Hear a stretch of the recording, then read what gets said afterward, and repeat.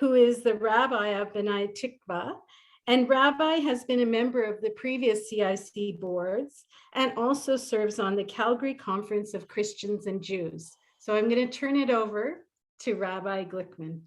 Oh, thank you, Dr. Singh. And what a joy, what a thrill and an honor it is to have been elected chairman of the Calgary Interfaith Council. I really want to echo our gratitude for those members of last year's board who are stepping off, and to the members of this coming year's board for your commitment to this important organization. I've been involved with the council ever since I first arrived to Calgary to begin serving as the rabbi of Temple B'nai Tikva 6 years ago, when my friend and colleague, Rabbi Shaul Osachi, who's with us here this evening, pulled me aside and told me all about it. Since then, I've been blessed to get to know the wonderful people involved in the sacred work of this group.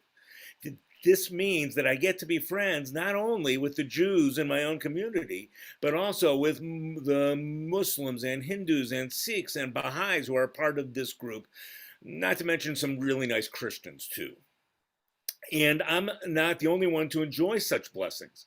Ever since this organization was created back in 2014, it has functioned as a unifying force here in Calgary, bringing together individuals and communities who might otherwise have remained isolated from one another in their own faith silos. We've studied together, we've worshiped together, we've sung together, and at times of tragedy, we've grieved together too. Do you realize that there are more than 240 ethnic groups here in Calgary? To me, that's an amazing number. And many of them come with their own religions. As a result, being part of the CIC has allowed us to experience this community more fully and more strongly than we would have been able to do without it. The CIC, in other words, has helped make us better Calgarians.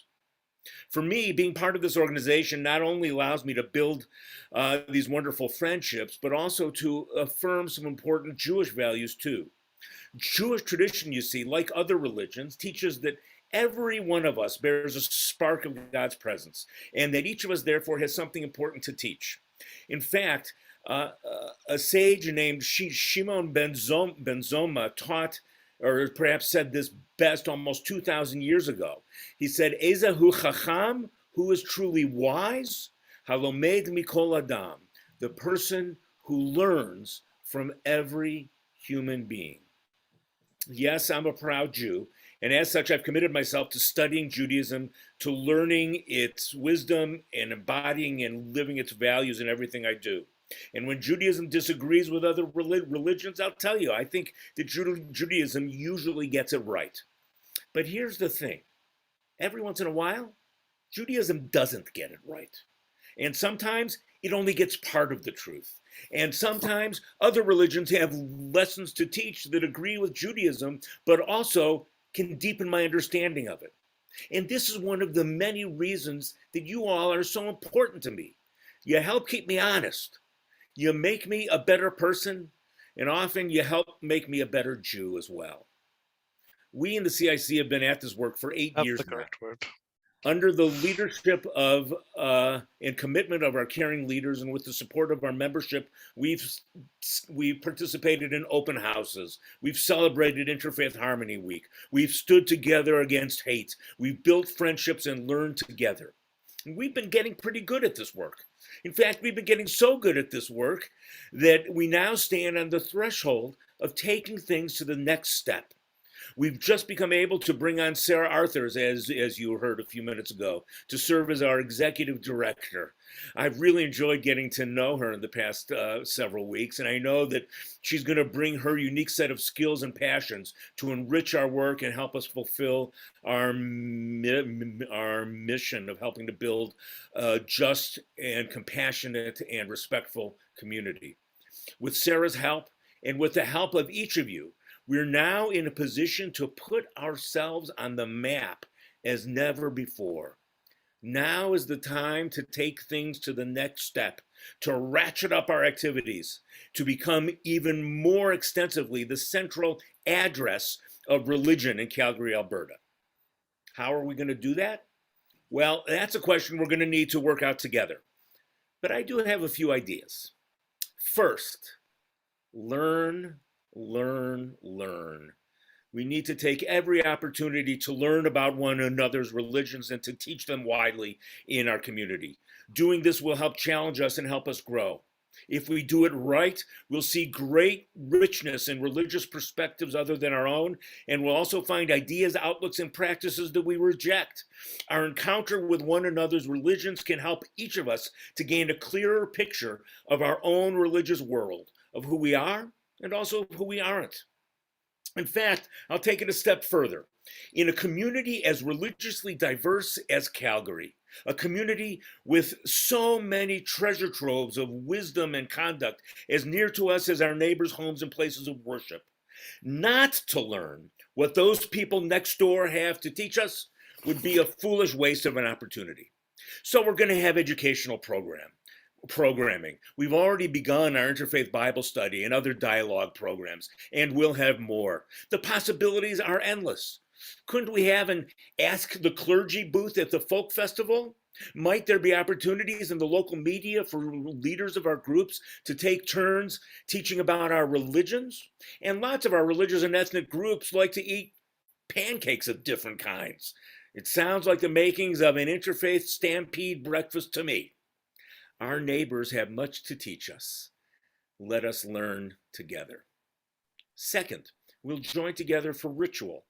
Many of us attend our own places of worship regularly, so we're not going to need weekly services.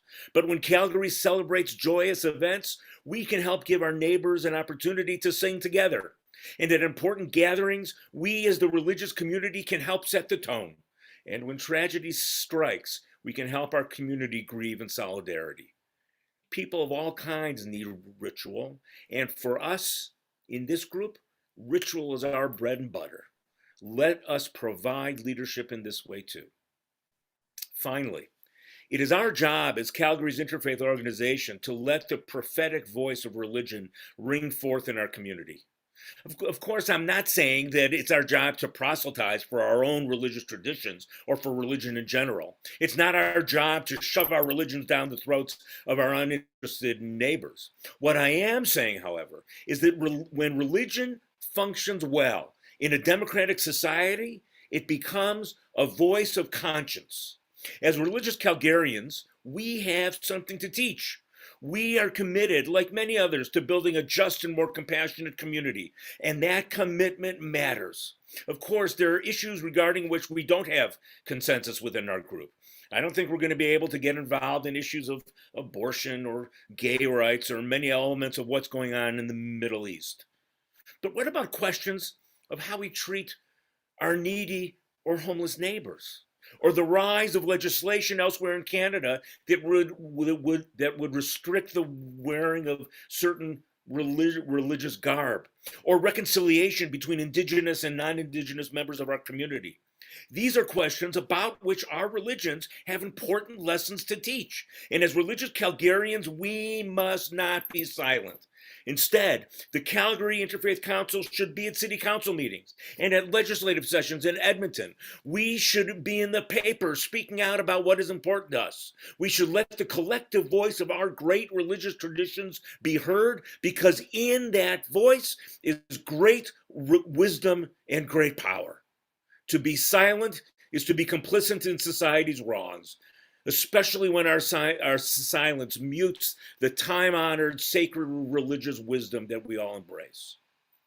So my friends, won't you join me in this sacred work this year?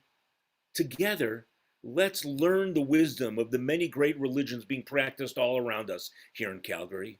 Together, let's lead our community in moments of shared awe and feeling. Together, let us give voice to the shared call to sanctity that all our religions provide. Ezehu Chacham, Halomed Mikol Adam. Who is truly wise? The person who learns from every human being. This is who we are.